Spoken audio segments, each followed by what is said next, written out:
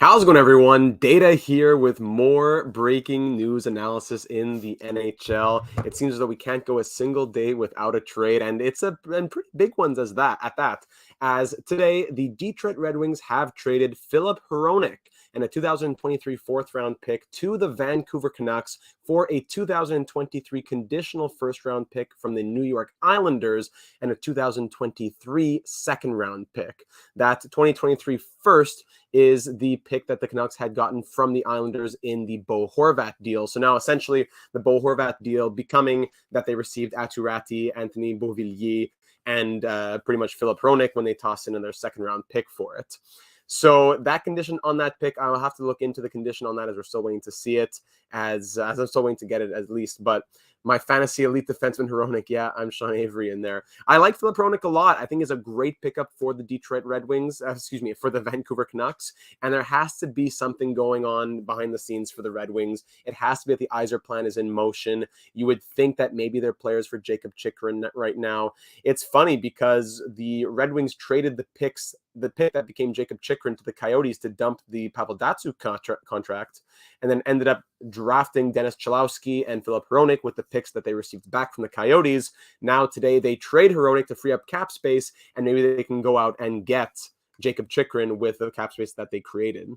Yeah, busy day for the Red Wings as Yzerman extends Dylan Larkin for 8 by 8.7, I believe.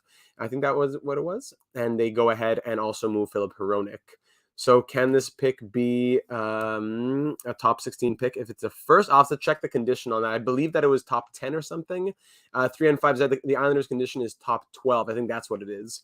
So I think that's the only condition on the first. So it should be a 2023 first round pick, barring disaster for the Islanders, since it's the Islanders' first round pick. Do the Red Wings now flip assets for the Jakob Chychrun over on the Coyotes? It's definitely possible. Definitely possible. And a righty defenseman to fill in to fit with Quinn Hughes on the power play. So let's start breaking it down. I know there's a lot of people that don't maybe believe in Filip Hronek. He's had a down year. He's having a tough time playing with Ben Sherratt as well. I don't love the move for the Canucks. Neither do I love it for the Red Wings. It's like it was a fair swap of value, but I don't know if I love it for either team. So let's go ahead and check out the JFresh card. I think Filip Hronek is a pretty underrated defenseman in the NHL. He is a two-way top 4 D-man who plays in all situations and likes to carry the puck in transition. He's played the most 5-on-5 minutes for the Red Wings as well, more than Seider. This season has been easily his strongest, and these analytics as well. Sorry, I mean most recently, as in since January. I was reading JFresh's comments. We'll see those in a second. Since January, his stats have really had a lot of struggles, but this season is easily his strongest according to these analytics. Do the Red Wings see it as an outlier and want to capitalize on his value? It's possible. Over the last 3 years, he's in that 90th percentile for projected wins above replacement. He's close to the 100th percentile this season, which is ridiculous. 70th percentile of even strength offense, 62nd of even strength defense, draws penalties, is great on the penalty kill, not bad on the power play either. A very good top 4 D-man. A curious thing about Hronek is that even in this season where his impacts are quite strong, his microstats aren't super special at all at 5v5. Much prefers to exit the zone by carrying the puck than by making a breakout pass. As we can see, these are his 2022-23 stats. So James Blum saying, I'm sorry, I believe in Hronek. I just don't understand the direction of the Canucks. That's a curious thing as well. So just looking at the microstats right here, we see nothing is really above average. These numbers up here make sense. Great penalty killer, solid on the power play, above average offense and defense. But these numbers down here are very low. Do you need that from your top 4 D-man? Not necessarily. Still has the entries, still has the exits, still has entry denial rate, which is very important as well. But these are the numbers that also really matter. Even though the underlying numbers aren't amazing, he's not having crazy chance assists, not having crazy defensive zone shot assists. That's fine. If he can still be 71st percentile of offense, 73rd percentile of defense, 83rd percentile of power play, 97th of penalty kill, I think that really works. This one has me, looking at JFresh's comments on the side, this one has me a bit stumped, to tell you the truth. Hronek seemed to be gaining momentum as the Wings moved out of the rebuild. He was here for the whole rebuild, and then you move him when you're finally moving out of the rebuild? I don't know if I understand that. It has to be that something else is coming. I don't really know how to evaluate the player. One thing for sure, he'll play a lot of minutes in Vancouver. We'll look at his minutes in a second. He loves the minutes. Yeah, Red Wings are definitely sellers at this point. The scouts, Rando Wings in my mentions, are saying that he struggled a lot recently. And the numbers line up. Since January 1st, he has a 40% shot share, 61% of expected goal share, and 42% goal share at 5v5. Some other scouts are giving me pressing new information, as you were, maybe because he was playing with Ben Sherratt. There you go. So there are the microstats on Filip Hronek. If you look at just the basic numbers as well, things like ice time, things like goals against per 60. I mentioned Hronek in my redraft video of the 2016 draft. I did that a few months ago. The amount of ads here, it's ridiculous. So Filip Hronek this year, he's averaging 21 and a half minutes of ice time per night, which is actually a career low based on, aside from his rookie season where he played 46 games. He's always a big eater of minutes, 22 per night, 23 and a half, almost 24 minutes of ice time per night in 2019-20. So that's for the ice time. I want to see things like expected, the goals against and goals for per 60. Where is it? Rate metrics. Here we go. On ice goals for per 60. He's been on the ice for 3.8 goals for per 60 for the Wings, while 2.7 goals against per 60. That's really interesting because that's a career low. 3.3, 4.5, 2.9, 4.1. This year, Filip Hronek has been on the ice for 2.7 goals against per 60 minutes of play. Although he is still eating a lot of minutes, but not at his highest, his numbers are at his best, at least for that, and that reflects what we saw in the microstats as well. So Filip Hronek, very useful, very effective, very reliable top 4 D-man who goes now to the Vancouver Canucks, who I'm not sure what they're doing either. They're in more of a rebuild than the Red Wings are. The Red Wings could use him more than the Canucks could. Did he end up getting moved yet here? Yes, he did. I'm not sure why Cap Friendly only shows a second, because the pick involved more. Let's see what Cap Friendly has the trade described as. Bertuzzi could be next. Absolutely, Cornelius. Bertuzzi could be the next move going out here. So, okay, so they don't show the first from the Islanders. The condition, because that's still, I guess, over on the Canucks, depending on how that ends up being. Because it's already a conditional first from the Islanders in the first place. So, a 2023 first and a 2023 second in exchange for a 2023 fourth. So, the Red Wings now will have, oh, that's why it's the Islanders. I was looking for a Vancouver logo in the draft picks. There you go. My apologies. So, they have 2 firsts and 3 seconds, 5 picks within the first 2 rounds. And they're not a rebuilding team anymore. The Wings should use these pieces to get stronger, a la Jacob Chikrin trade, right? That's what I would think. They still have, Tyler Bertuzzi could get some pieces. You could fetch some value for Oscar Sundqvist or Pius Patrick Kane Suter.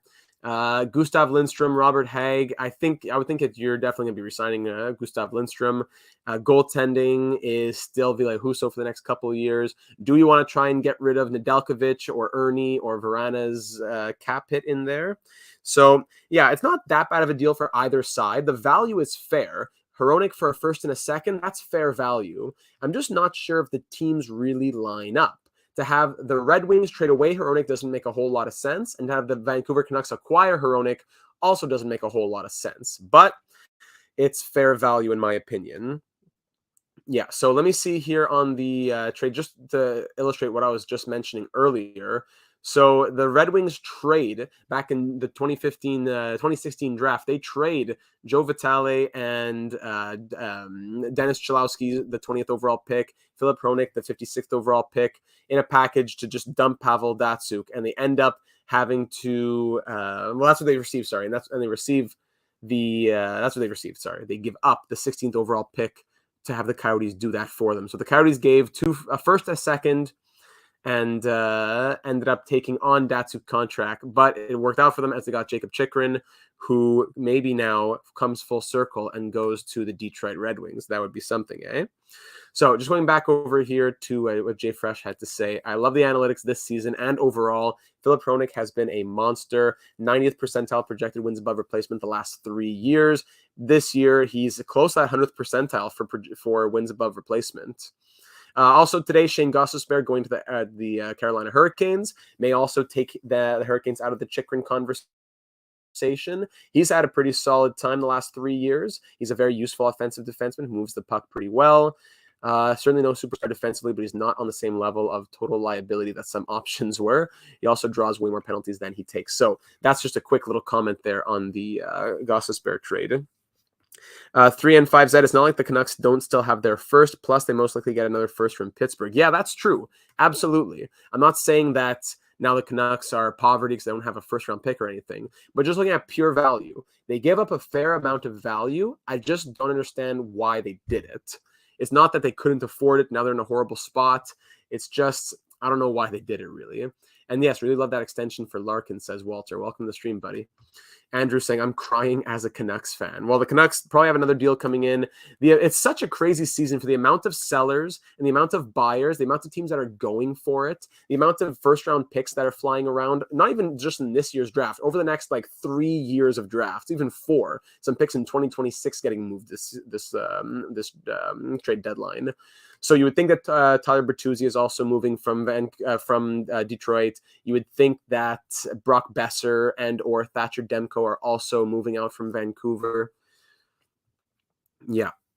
There's also that we know that sounds like Jonathan Quick is likely going to the Vegas Golden Knights, which will be happening sometime soon, I would think. A Nick Bjugstad trade happening soon, just going through what I see on my screen here. But that's about it for the Hronek trade. Dom, good evening. Welcome to the stream, buddy. Thanks for being in here.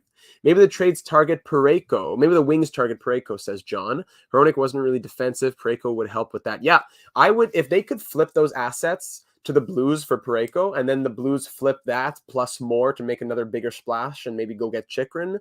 Something's up here. It can't be the Red Wings just want picks like that. What's their defense now? They can't just be moving into they're pretty much out of the rebuild at this point. They're pretty much out of the rebuild, and the defense that's going to continue to get them there, they have over the next few seasons. Who do they have signed?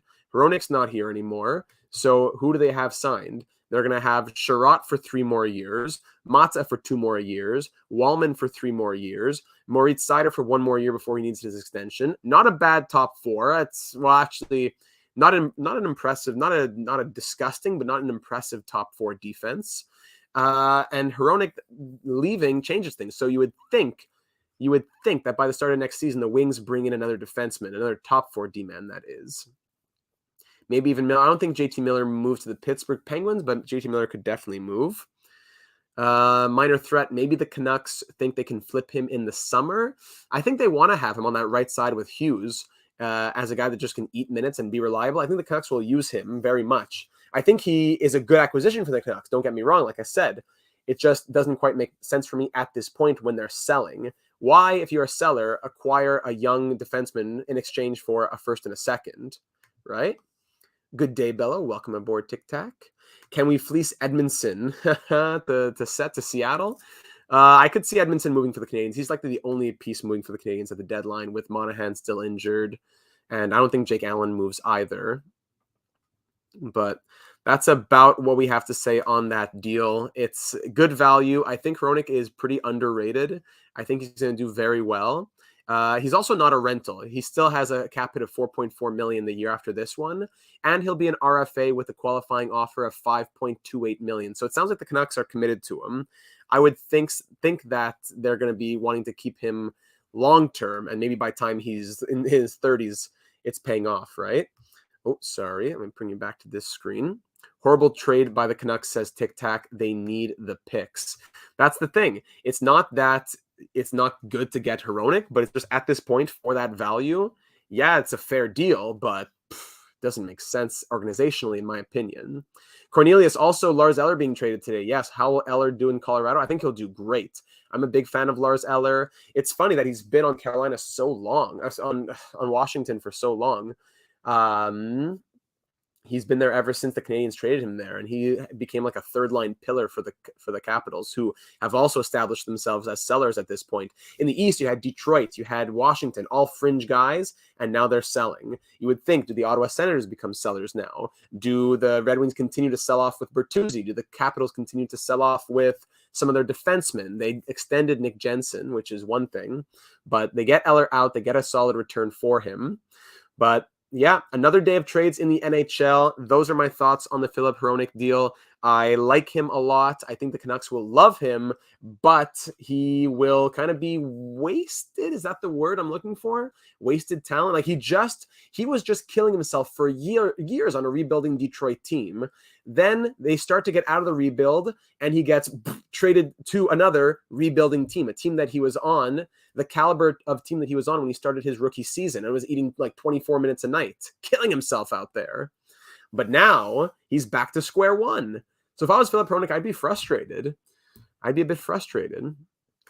3 and 5 Z, it's most likely the Canucks don't want future assets they can to make the playoffs soon, and they would have.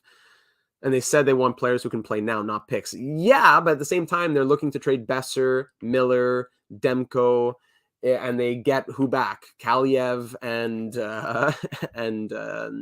Hronek?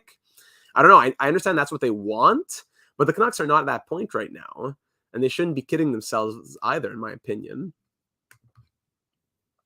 Canucks front office just seem unwilling to admit they need to fully blow it up, says Walter. Agreed. They're doing this half-measure nonsense for the past year. They've been doing this. Yeah, I agree with Walter on this one. I'm trying to be out of subject, but what's your thoughts on Washington? Are they rebuilding? Orlov, Hathaway, Eller, all out. What about Ovi's record? Yeah, I would think that the Capitals are sellers, but they're not rebuilders. I'd say that they're sellers right now. I don't think they're rebuilding. I think they're trying to retool, and they're trying to flip those picks for other values, such as bringing in Rasmus Sandin. So if I was a Capitals fan, I'd be sad that this season we're not making the postseason and we're selling off, but I'd be excited for the future because I think that the Capitals are in a solid spot. They just need to make sure that they use those assets wisely. Yeah, the Canucks need to admit that they need a little retooling of their own. But, if the Wings, now here's to wrap it all up. If the Wings can go ahead and flip that value, just like John is saying, the Caps are trying to flip some value into Chychrun. If the Wings could flip this value into Parayko or to Chychrun, that would make a lot more sense for me. Moving Hronek for that value makes sense value-wise, but it doesn't make sense for me just common sense-wise for the Red Wings. There has to be more coming, and I'll be looking forward to seeing what happens moving to the deadline, because these are deals that excite us, right? We know that Patrick Kane was one of the Rangers. We know that Timo Meier was going to get traded. These are the deals like Hronek to the Canucks, which give the Red Wings assets and cap space to make another deal. These are the ones that really excite me. So if it excites you and you want to be around for breaking news and analysis when it all happens, make sure you're subscribed here on the channel, and also join us for trade deadline coverage 1 to 4 p.m. Eastern on Friday, March the 3rd on deadline day, the day after tomorrow. Very excited for that. Ladies and gentlemen, I'll wrap it up there. I think those are my thoughts on the trade. Still yet to be seen what's up. I think the Red Wings have more in store. I'm scratching my head if I'm Vancouver Canucks fans, and I'm also upset if I'm Filip Hronek. But in terms of value, it's a fair deal. Now let's see what the Red Wings go ahead and do with that. John, a mock trade here. Calgary getting Kevin Hayes at 50% retained, Nick Seeler for Kevin Rooney, Connor Zary, and oh boy. Yeah, that would be costly. It would be costly to get rid of that contract. I don't think Calgary gives up that much. I think they're doing Philadelphia a favor if they take Kevin Hayes. I don't think they give up Zary a first, a second, and a fourth to make that happen. But as Champ Dancer says here, trust Yzerman. You got to trust the Yzer plan. He has proven himself in the past. Yeah, he made the Ben Sherratt mistake maybe, but he's proven himself in the past. Trust Yzerman. There has to be more to come. Yes, well said. More to come. And more to come here on the channel. Breaking news and analysis, NHL 23 franchise mode, career simulations, and much, much more. Please join us here on the channel, and please, over on the Discord server where we're breaking news and discussing it as it happens. We'd love to have you. Link in the description. Everyone have yourselves a lovely rest of your evening. Maybe we'll be breaking news and back soon before you know it for another trade. But worst case, a couple more days until the trade deadline. Get excited. More is yet to come. Yeah, see you in 10 minutes with another crazy trade happens. All right, everybody, have yourselves a nice evening, and we'll talk soon.